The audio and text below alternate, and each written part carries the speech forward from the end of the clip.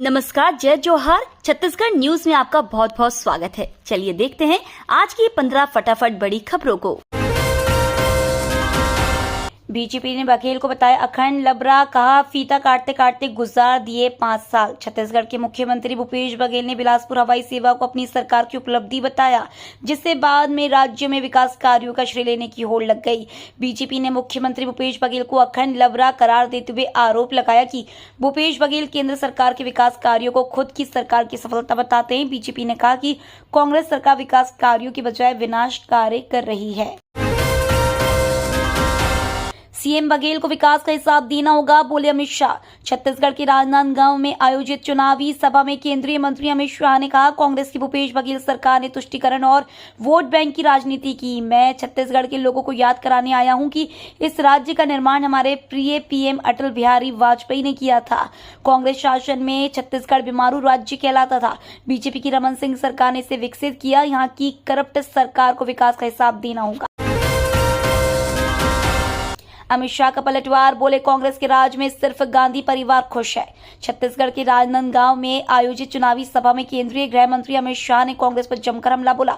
शाह ने कहा कि छत्तीसगढ़ में कांग्रेस के राज में कोई भी खुश नहीं है।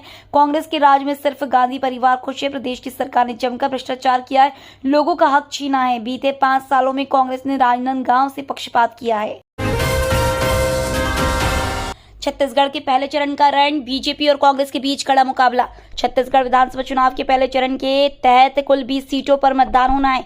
7 नवंबर को मतदान संपन्न होंगे और 3 दिसंबर को परिणाम आएंगे। विधानसभा सीटवार मुख्य मुकाबला बीजेपी और कांग्रेस के बीच है। आम आदमी पार्टी, जोगी कांग्रेस, बीएसपी और गोंगपा के अलावा सीपीआई भी चुनाव लड़ रही है, लेकिन मेन फाइट बीजेपी और कांग्रेस के बीच बताई जा रही है। कांग्रेस का बड़ा आरोप, छत्तीसगढ़ की ट्रेनों को अडानी के लिए रद्द कर रही है भाजपा।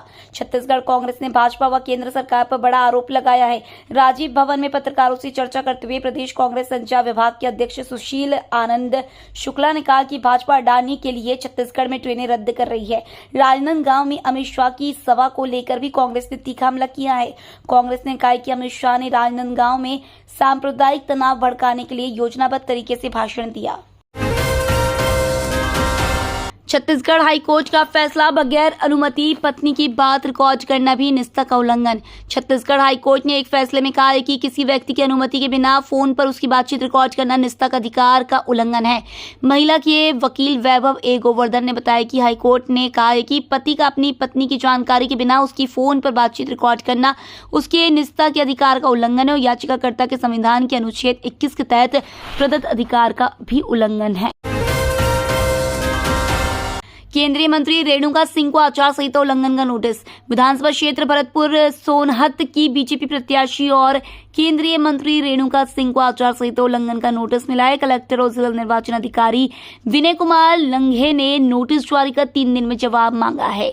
रेणुका सिंह पर आचार संहिता और धारा 144 लागू होने के बावजूद बिना अनुमति लिए जुलूस निकालने और सभा करने का आरोप है। रायगढ़ में चंद्रयान की तर्ज पर बन रहा दुर्गा पंडाल। भारत की सफल चंद्रयान को कई तरीके से सेलिब्रेट किया जा रहा है। इसका सीधा असर राजधानी रायपुर में देखने को मिला है, जहां चंद्रयान 3 की तर्ज पर पंडाल तैयार किया जा रहा है, जिसमें चंद्रयान 3 का थीम बनाया गया है। जानकारी के अनुसार राजधानी रायपुर के कालीबाड़ी स्थित इस पंडाल को तैयार किया गया है। इस पंडाल की ऊंचाई 120 फीट और 70 फीट चौड़ा है। परिवहन विभाग ने तय किया किराया रेट, 50 से लेकर 4,000 रुपए तक प्रतिदिन मिलेगा किराया। छत्तीसगढ़ में होने वाले विधानसभा और लोकसभा चुनाव को लेकर एक आदेश जारी किया गया है। परिवहन विभाग की ओर से गाड़ियों के रेट तय किए गए। ये रेट वो किराया रेट है जो प्रशासन ने तय किया है। छत्तीसगढ़ में मिला टिफिन बम, भारी मात्रा में नक्सली सामग्री बरामद। छत्तीसगढ़ के खैरागढ़ जिले के मोहगांव थाना क्षेत्र में साजिश के तहत नक्सलियों द्वारा छुपाए गए टिफिन बम और बड़ी मात्रा में नक्सल सामग्री बरामद की गई है। पुलिस महानिरीक्षक रेंज राजनांदगांव राहुल भगत एवं पुलिस अधीक्षक अंकिता शर्मा ने जिले में विशेष एंटी नक्सल ऑपरेशन बढ़ाने का आदेश दिया है। पुलिस द्वारा मौके से टिफिन बम एवं अन्य नक्सल सामग्री बरामद कर एक बड़ी घटना को रोककर नक्सलियों के मंसूबों को नाकाम किया गया। छत्तीसगढ़ में ईडी की दबिश। छत्तीसगढ़ में लगातार प्रवर्तन निदेशालय की कार्रवाई चल रही है। कोल शराब सट्टेबाजी जैसे मामलों में कई गिरफ्तारियां भी हुई है। इस बीच छत्तीसगढ़ में विधानसभा चुनाव की तैयारी चल रही है और प्रदेश में आचार संहिता भी लग चुकी है। इसके बाद भी जांच एजेंसी कार्रवाई कर रही है। जानकारी के अनुसार महादेव ऑनलाइन बैटिंग ऐप के मुख्य आरोपी सौरभ चंद्राकर के बिजनेस पार्टनर दीपक सावलानी के नेहरू नगर स्थित निवास पर ईडी की टीम ने छापा मारा है। मांगे मानने पर ही किसी पार्टी को समर्थन देंगे छत्तीसगढ़ के किसान। प्रदेश की राजधानी रायपुर से करीब 75 किलोमीटर दूर राजनांदगांव में जुटे किसानों ने कहा है अब वो नहीं ठगे जाएंगे। राजनांदगांव में प्रदेश भर के किसान अपने हाथों में 20 कुंटल धान देवो पैसा लेवो 4 के पार लिखे बैनर लिए इकट्ठे थे। विधानसभा चुनाव से पहले किसानों ने अपना घोषणा पत्र जारी कर दिया है। राहुल गांधी का पलटवार, बोले पीएम को इजराइल में दिलचस्पी है लेकिन मणिपुर में नहीं। कांग्रेस नेता राहुल गांधी मिजोरम के आइजोल पहुंचे जहां उन्होंने मणिपुर की घटनाओं का जिक्र करते हुए पीएम मोदी पर निशाना साधा। मणिपुर के विचार को भाजपा ने खत्म कर दिया है। अब यह एक राज्य नहीं बल्कि 2 राज्य है। मेरे लिए यह आश्चर्य की बात है कि पीएम और भारत सरकार को इजराइल में जो रहा है उसमें इतनी दिलचस्पी है लेकिन मणिपुर में क्या हो रहा है इसकी कोई चिंता नहीं। त्योहारों से पहले तोहफा, सितंबर में भी शून्य से नीचे रही थोक महंगाई।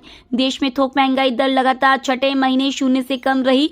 वाणिज्य मंत्रालय के आंकड़ों के अनुसार सितंबर महीने के दौरान थोक महंगाई की दर -0.26% यानी 0 से 0.26% नीचे रही है।